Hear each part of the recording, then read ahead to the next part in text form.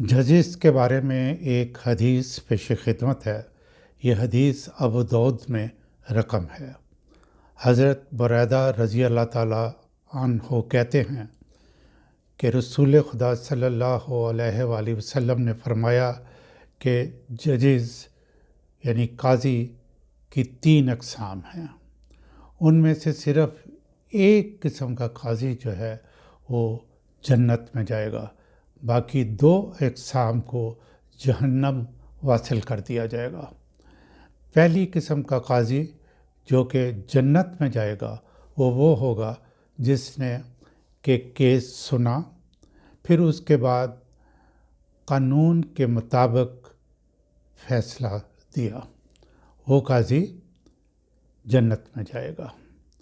दूसरी किस्म का काजी वो है जिसने केस सुना, उसको समझा, लेकिन फ़ैसला कानून के मुताबिक नहीं दिया, उसको जहन्नम वासिल किया जाएगा।